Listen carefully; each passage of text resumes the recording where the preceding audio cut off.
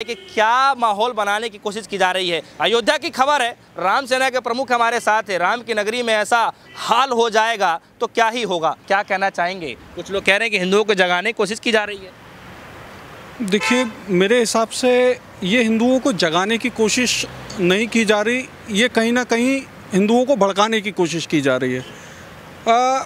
मुझे ऐसा नहीं लगता कि हिंदू कहीं भी किसी से नफ़रत करता है, और हमारा जो धर्म, हमारा समाज या हमारी संस्कृति बोलती है या सनातन धर्म बोलता है, ये किसी की भी हत्या या ज़बरदस्ती या उसके ऊपर किसी जोर ज़बरदस्ती से हम लोग अपने आप को थोपा जाए, ये मेरे हिसाब से सनातन धर्म कभी गवाही नहीं देता।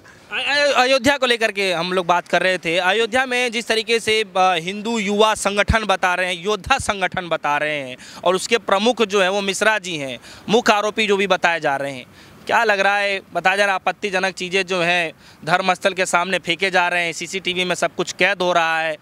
क्या लग रहा है सर, क्या माहौल बनाया जा रहा है? देखिए, एक बहुत बड़ा षड्यंत्र हमारे देश के साथ चल रहा है, और ख़ास तौर पर पूरे विश्व में मुसलमानों के साथ एक बहुत बड़ा षड्यंत्र चल रहा है, और ये जितने भी लोग हैं ये षड्यंत्रकारी हैं। मेरे हिसाब से कोई भी धर्म गलत नहीं होता, कोई भी धर्म गलत नहीं होता, लेकिन धर्म के ऊपर जो राजनीति करते हैं वो लोग गलत होते हैं, और जो लोग धर्म पर राजनीति करते हैं उनका कोई धर्म नहीं होता, इनका कोई धर्म नहीं है। मेरे हिसाब से ये आक्रांता हैं, आतंकवादी हैं, इनका कोई धर्म नहीं है। राम की नगरी में ऐसे सोच कैसे आ सकते किसी के अंदर? दिस सोच तो कहीं भी आ सकती है, किसी भी प्रकार की आ सकती है। ये पूरी धरती राम की है, तो इसका मतलब ऐसा थोड़ी ना है कि धरती पर रावण नहीं है, रावण भी हैं। तो यहाँ पर जो इस तरीके के आक्रांताएं हैं, जो टोपी लगा करके हिंदू होने के बावजूद जा करके मुसलमानों को बरगलाने का काम कर रहे हैं, हिंदुओं को बेवकूफ़ बनाने का काम कर रहे हैं, ये जिस भी पार्टी से जुड़े हैं, मुझे लगता नहीं कि ये सही लोग हैं, और इनकी जो सोच है वो देश के अंदर एक दंगा फैलाने की सोच है, आपस में हिंदू मुसलमान करवाने की सोच है। और मुझे ऐसा लगता है कि जनता बड़ी समझदार हो चुकी है, और मुसलमान भी बहुत समझदार हो चुका है, हिंदू भी बहुत समझदार हो चुका है। अब लड़ाई झगड़े नहीं हो सकते।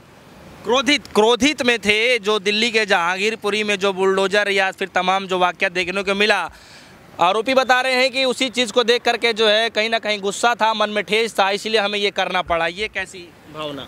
देखिए, वही चीज़ है, ये कुछ लोग, मुट्ठी भर लोग हैं जो कहीं ना कहीं जनता को गुमराह करने का काम करते हैं, बरगलाने का काम करते हैं। इससे कहीं से कहीं तक का जनता से कोई लेना देना नहीं है। जनता बिल्कुल अमन, चैन, शांति चाहती है। ये भारत की जनता है, ये सनातन धर्म इधर रहता है।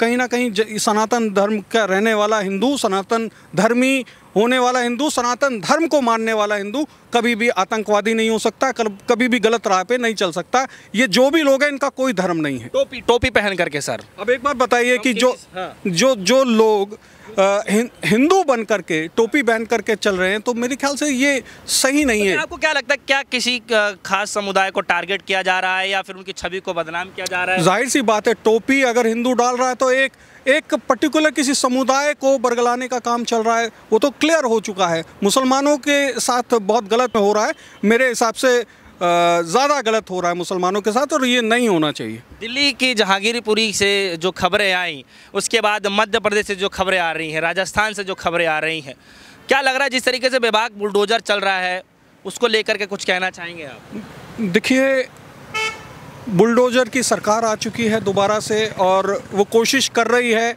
मैं तो यही मोदी जी से और योगी जी से विनती करूँगा कि गुजारिश करूँगा कि जो भी आप करें, बड़ा सोच समझ के करें। देश के अंदर कहीं ना कहीं एक अमन, चैन, शांति बनाए रखें।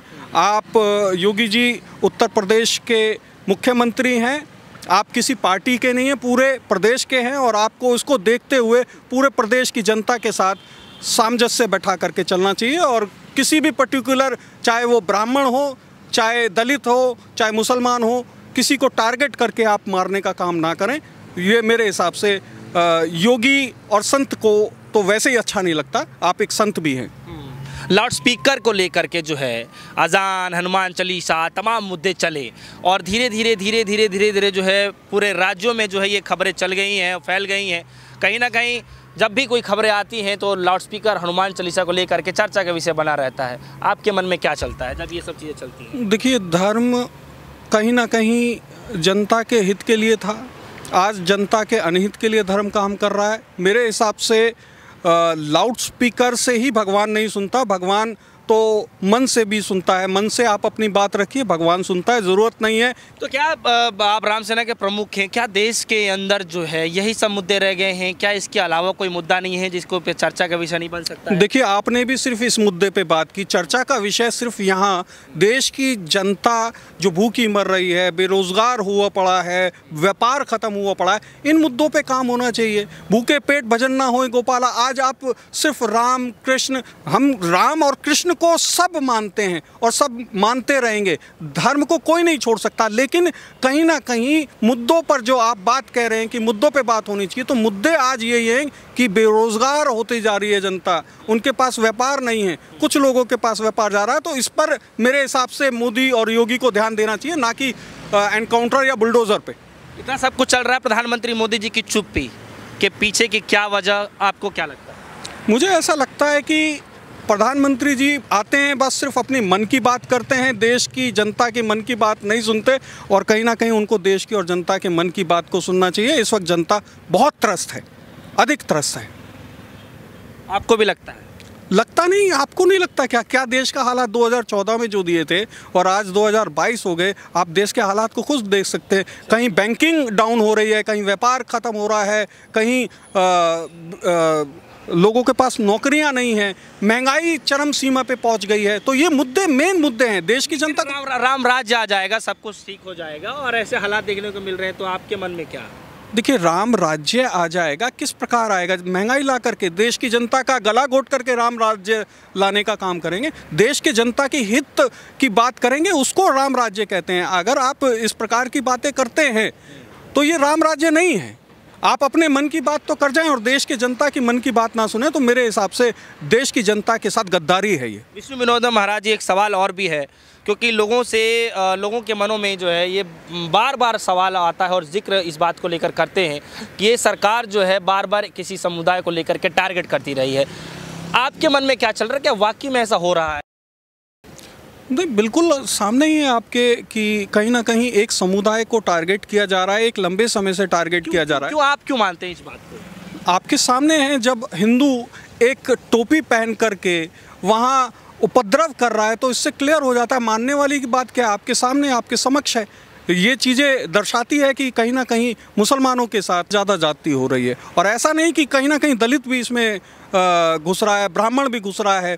तो कुछ ही लोगों के, चंद लोगों के लिए ही ये देश में काम हो रहा है। मेरे को ऐसा लगता है कि देश एक गलत दिशा की तरफ बढ़ चुका है और आने वाला समय इस देश के लिए बहुत खतरनाक है। जी, तो हमारे साथ राम सेना प्रमुख विष्णु विनोदम महाराज जी मौजूद रहे और उनसे हमने खासा बातचीत करी। अयोध्या को लेकर के जो पूरा चर्चा का विषय बना हुआ है, एक सोशल मीडिया से लेकर के इलेक्ट्रॉनिक मीडिया में जो घमासान मचा हुआ है, इस बात की चर्चा की जा रही है कि आखिर जो आरोपी थे, जो बड़े साजिश कर सकते थे, उसका पर्दाफाश जिस तरीके से अयोध्या की पुलिस ने किया है वाकई में सराहनीय है। लेकिन अगर सीसीटीवी कैमरे के और फुटेज जो नहीं आता तो सोचिए कि क्या ही होता। फिलहाल के लिए इतना ही। जुड़ रहे हमारे साथ, देखते रहिए DSO न्यूज़। धन्यवाद।